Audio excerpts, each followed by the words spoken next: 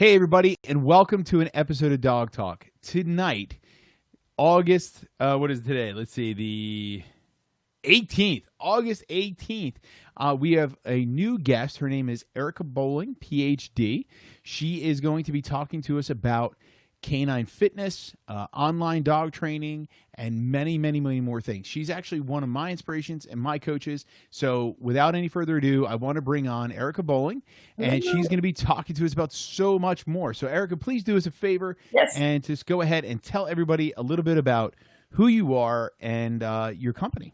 Awesome. Yeah. My name, again, as you said, is Erica Boling. I am the owner and founder of a business called Northeast Canine Conditioning. I help people take their sport dogs or working dogs, turning them into elite canine athletes, and helping just our general pet dog owners keeping their dogs fit and healthy and hopefully living longer. And then also on the fitness side, I also do consulting and help business owners, a lot of dog trainers, in helping people move their business online. And just a little bit of a backstory.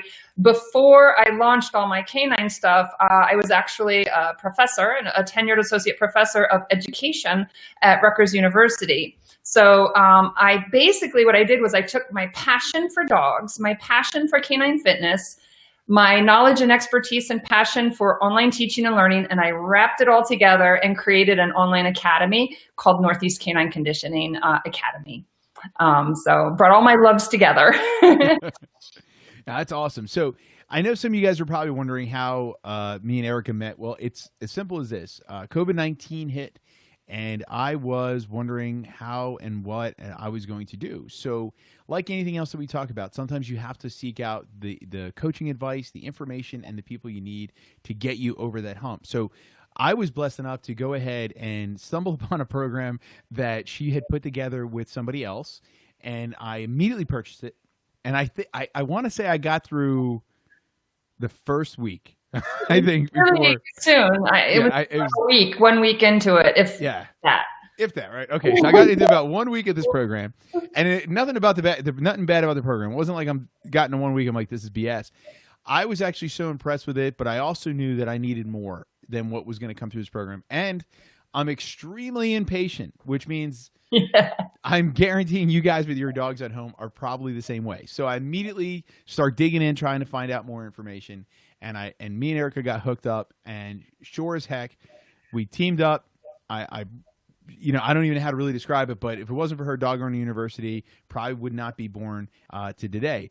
So I had to bring her onto the show because I really felt that it was important to share her with you guys, because with the winter time coming, getting outside and exercising, it's been hot, it's been humid. So how do you get out there? So she has an online program. Yes, a couple different. It's one or two. But it's about canine fitness, and I really wanted her to come on today and to talk to you guys a little bit about why it's important to keep your dog in shape and different things like that, especially because last week we had questions about nutrition. So I was like, this is perfect timing. So I'm going to hand it back over to Erica, and I'd like if you could talk about why it's important to be in shape with your dog and things like that. Yeah. Well, first I'll tell a little story about why I got involved. Was my own dog got injured, and I was doing competition with him. He was young. He was only about a year old, and he was doing some sporadic limping. And it took me thousands of dollars and about a year to get a proper diagnosis for him. It turned out he had a pulled muscle. It actually became chronic on both the right and the left side in the groin area. And what happened was, when I was going through recovery with him, I started learning about fitness. And I started to learn that there had been all kinds of signs that he had been giving me before the injury really kind of exploded that I had completely missed. Wow. And I even went and pulled out old photos. You could see like the way he was sitting, the way without limping, the way he was sitting, the way he was laying down. There were signs and photos months before that there was a problem and that he was hurting. But because he wasn't limping, if a dog's limping, we know, okay, something's wrong. But the injury has to be pretty severe, especially for a high energy, high drive dog, for them to demonstrate that lameness. And so for them, there has to be significant shifting of weight for the human naked eye to detect the lameness. So what happens is there's a lot of other signs that they could be giving us that you can actually learn to watch for and learn to notice. But if you're not educated and you don't know about it, the dog can be right in front of you with an injury and you don't even know it. And so when he got injured, and I learned this, I was like, man, I want to do as much as I can so that I can, number one, prevent this from happening again.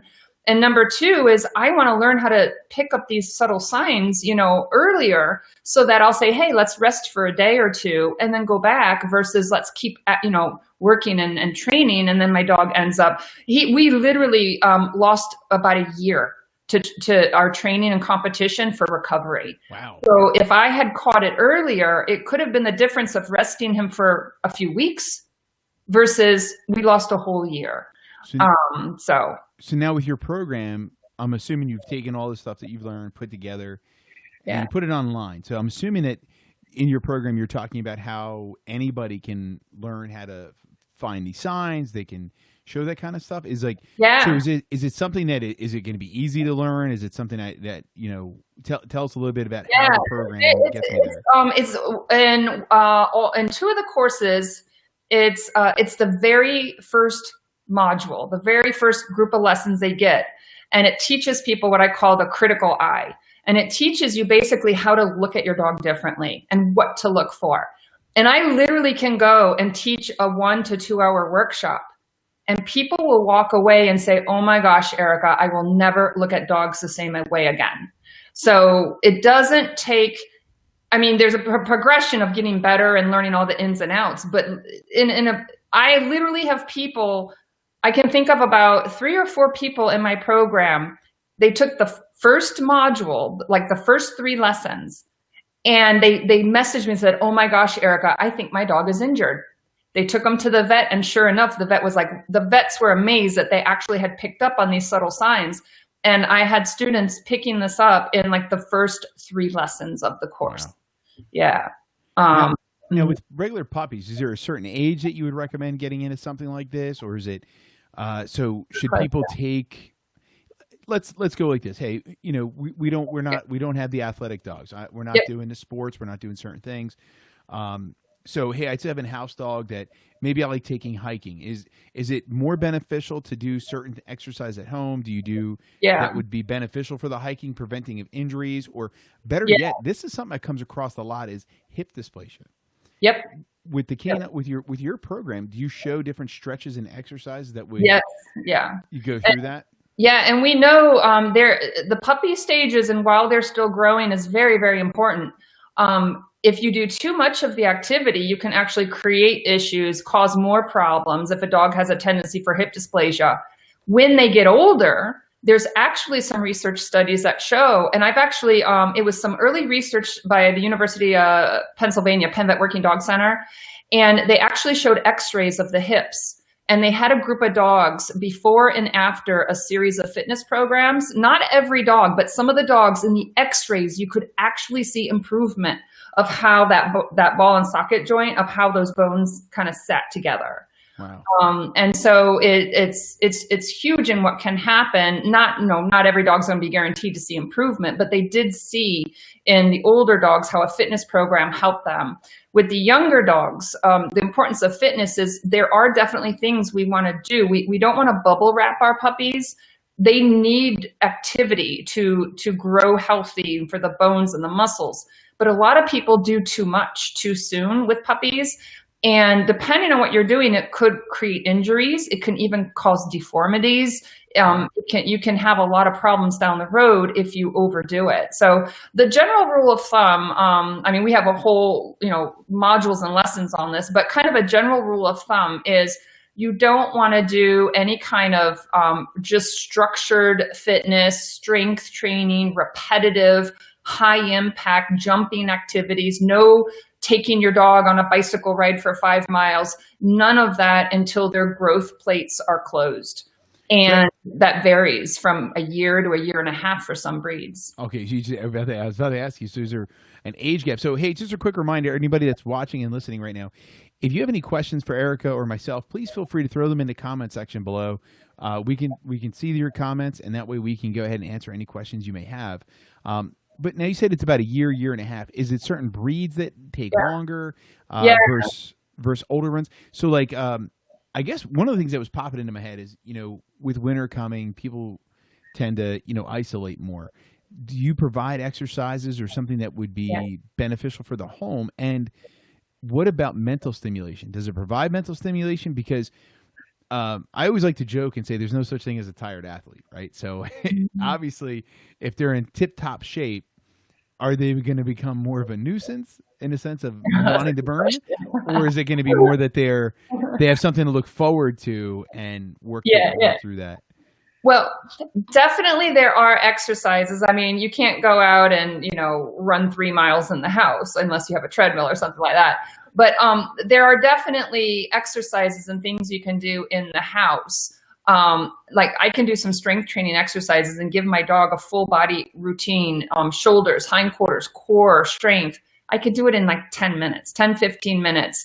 And I can do it in the living room. And so, in the winter time, if it's dark when you come home from work, really bad weather and stuff like that, there are some, nice, quick, productive things you can do in the house with the dogs. You don't need a large space. I have a spare bedroom and I'll do it in the spare bedroom.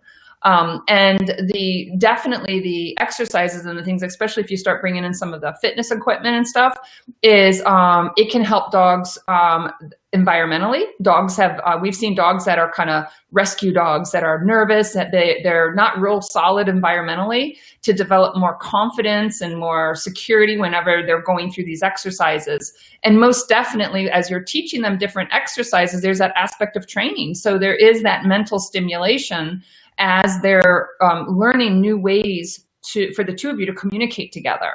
So it definitely, there's the mental stimulation, there's the physical stimulation. In addition, a lot of people might think exercise is just, go out and run your dog. Right. But when you think about an athlete, to be in top physical condition, you do cardio, you do strength training, you do balance and body awareness, stretching. So we look at fitness for dogs doing kind of all of these things, what I call a balanced fitness program. So even though you might not be able to go and get, 20 minutes of cardio, high cardio, aerobic cardio, that you can do stretching, you could do strength training, you can do body awareness, balance exercises. You can do that in your garage. You can do that in your living room. Definitely. So pure benefits. So dog with high anxiety, looking for something to do, needing something to get through. This is a great way of doing those things. And obviously you were able to put it online, so it's very easy that we can learn at our own pace, I'm assuming at this point in time, where it's not something that you're, what's the word I'm looking for? You're not really you're not going to be overwhelmed with it. You could break it down, easy peasy to slow and easy to get into it. I'm assuming I'm stumbling on words over here, trying to look at this in a sense of like an anxiety issue, right? So if I have a dog dealing with fear, aggression, or something like this is something that would help stimulate their mind, build their confidence.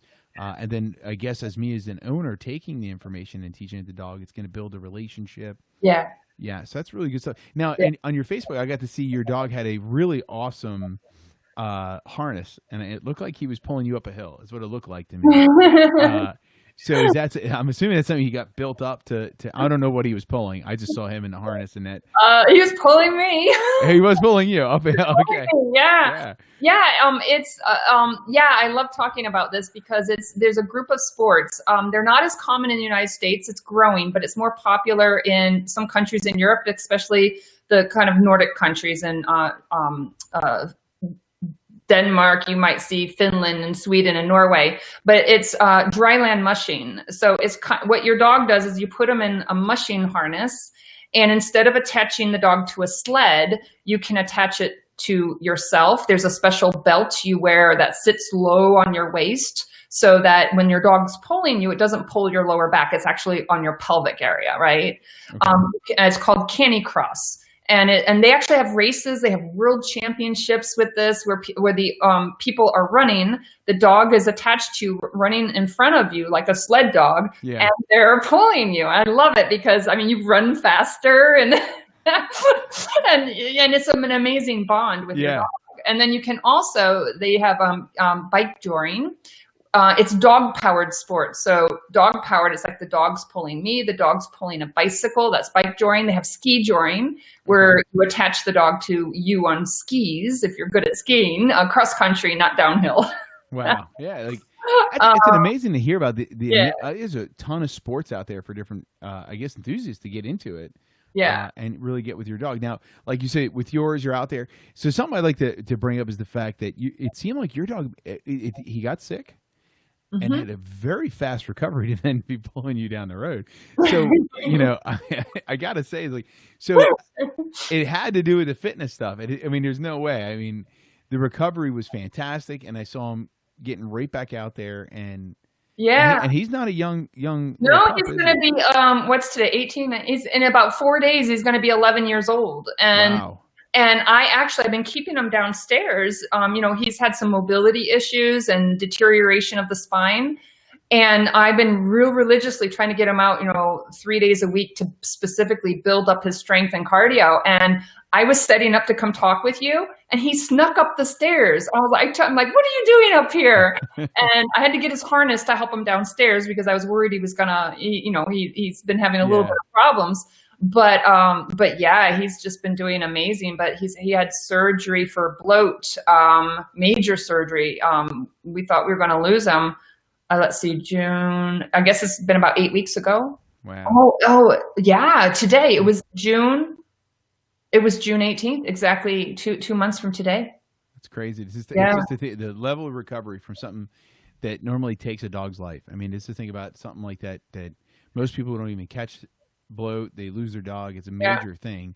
Not only did he make it through that, but now he's out there hustling, bustling, getting ready to take on the sled teams and showing what's up. So it's amazing to hear about this kind of stuff. So I now want to bring you back into the teaching online, and you've been doing this for quite some time. As you said earlier, you're retired from being a professor at Rutgers University. You're now focused in on the pet industry, helping people like myself launch our knowledge and experience into an online stuff. So I would love for you to talk a little bit more about like how people benefit from learning online as well. Like, so now you're being a teacher, you definitely know both ways, humans and dogs. So what are the true benefits of taking a course online versus, doing a live, one-on-one? Yeah, that's a great question. Because a lot of times people think, well, online is like a downsell. It's like an alternative, a replacement when you can't do live face-to-face, right? They think it's kind of like your secondary choice. But the thing is there are some things online where online is actually better. And there's been research that shows where they looked at people learning online. They looked at people learning only face-to-face, only online, and they looked at when they were learning a combination of the two. And when they were learning a combination of the two, they actually were showing they learned more than the face-to-face only. And whenever you're building in things like multimedia and videos, one of the things I love about learning online is the use of multimedia, because what you can do is, let's say you were learning about dog body language, right? You're trying to read your dog before they get reactive and they're going to, start barking or lunging at another dog. We want to read that behavior early before the dog actually reacts. Right. Yeah. So in real life, if your dog's with you, split second, your dog's reacting, you just missed all those early signs, right? And it's over. Like, you can talk about it, but if you have videos, you can watch it, you can pause it, you can fast forward, you can rewind it. You can stop and point and show, hey, did you see this? And I have a video of a dog that has she has, I'm not going to give too much detail because my students do this as a test. I don't want to give it away if they see this. She's got some medical issues, and there's a video, and a lot of students, she's very clearly, if you know what to look for, she's showing signs of some issues. And I have students, a lot of times it's a 2.5 minute video. And I say, watch it a couple times, watch it in slow motion, and then watch it again. And a number of times they miss it. And I'll say, go back and watch it again the first 15 seconds and watch it in slow motion. And as soon as they do that, they say, oh, I can't believe I missed that. And you would never be able to do that if it's just an incident in time, in real time. with the dog in front of you. So I think it's for me, it's just an amazing learning opportunity, especially with multimedia. I do photos too. We'll bring up photos when we're analyzing the structure of dogs. We'll look at movement and video, and the power of the multimedia. And we've got research to show the power of multimedia when you show and demonstrate something and you narrate on top of it, is much more effective than if you just explain it first and then see it, or see it and then explain it. So the great thing with online is you can have that image, have that photo, have that video, you can narrate on top of it, and your student can go back and watch it again, can rewind it. And sometimes when students, you know how many times when you're in a situation, you have a question and you feel like you're the only one who's not getting it. Right. And so you don't want to keep asking over and over. You don't want to look stupid in front of everybody.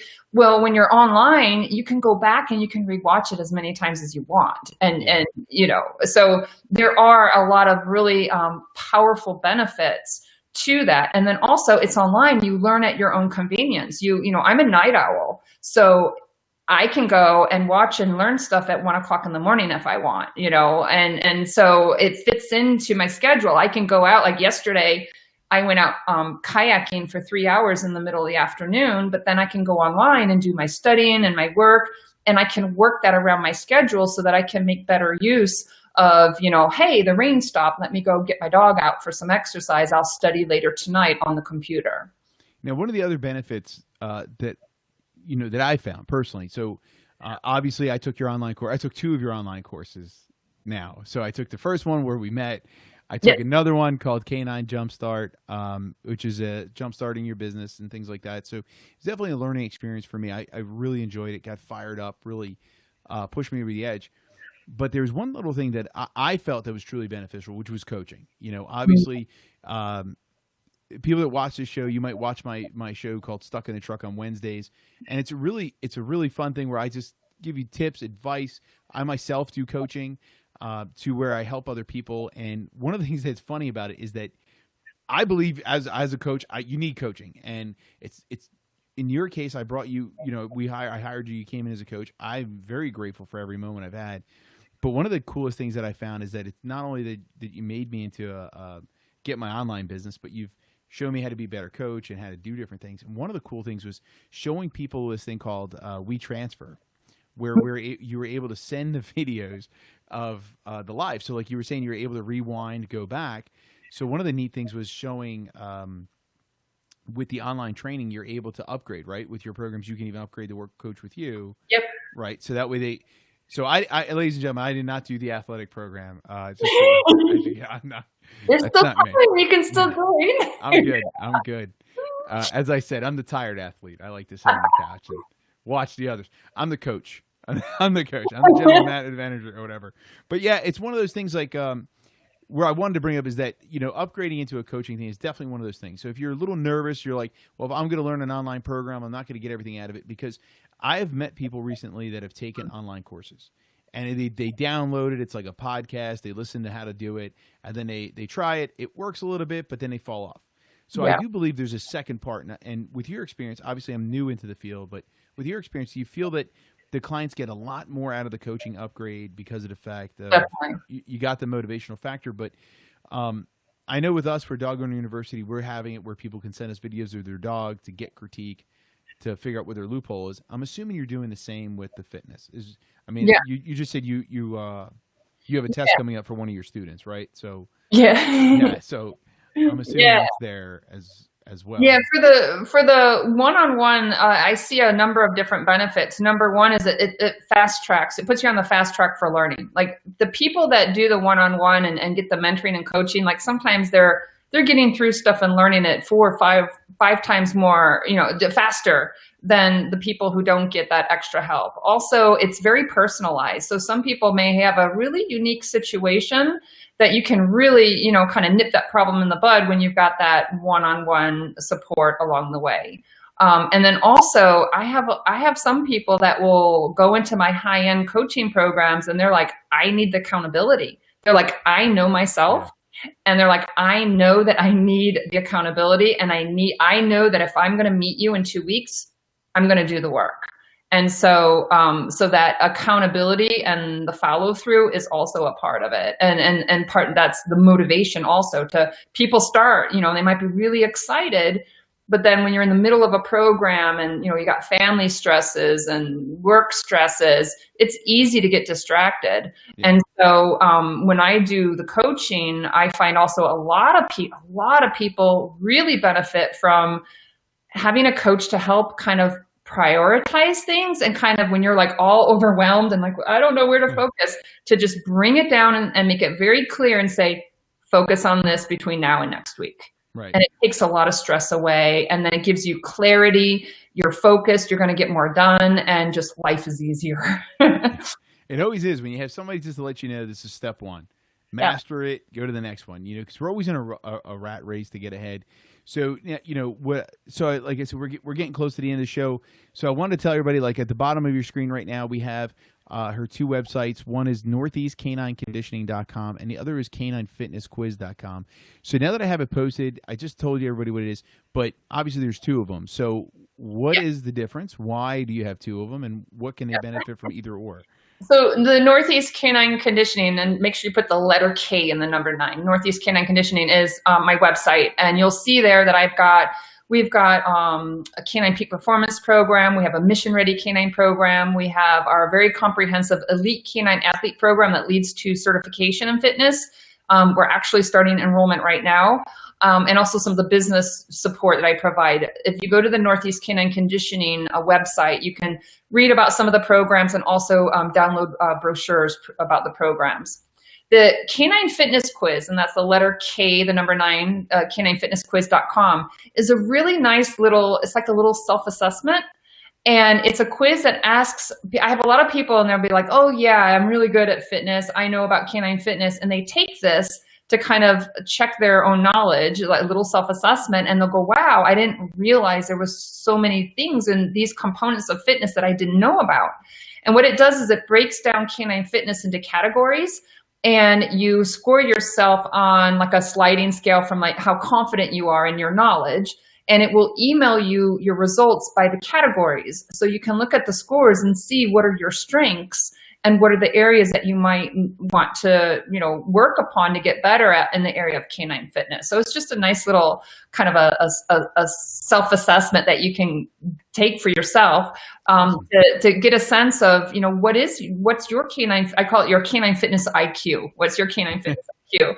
Yeah, it works, right? It's to get there and see where they're at. Yeah. So as we're coming to an end, so I wanted to say thank you very much for coming and joining us on an episode of Dog Talk. It's, again, ladies and gentlemen, this is something I look forward to every week is getting out there in front of you guys. And it's a true honor to have Erica with us. And the next guest is always one of those things that we want to continue moving forward. So I highly suggest, from personally using it and working with Erica, I highly suggest checking out Northeast Canine Conditioning .com as well as Canine Fitness Quiz. See where you are. See where your, as she says, your canine IQ is with it. Get out there and do it. See where you're at with these things. Again, if you have that young puppy or you have the adult dog, this is probably the program that you might want to get started with, especially if you're having any type of anxiety issues, looking for something more to do, wondering about what you can do in the home to keep yourself, your dog active and out there doing things and mentally stimulated, more importantly. So check out these websites. Make sure you give a shout out to Erica. Say hi to her when you can. And we will see you guys next week. And thank you, Erica, for joining us. Awesome. Thank you so much for having me. All right. Bye, everybody. Bye-bye.